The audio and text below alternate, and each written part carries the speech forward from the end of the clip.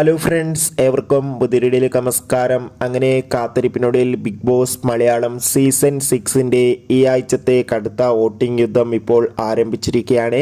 അതിൻ്റെ ഏറ്റവും പ്രധാനപ്പെട്ട അൺഒഫീഷ്യൽ വോട്ടിംഗ് റിസൾട്ട് അപ്ഡേഷനാണ് ഇന്നൊരു വീഡിയോ ഭാഗത്ത്.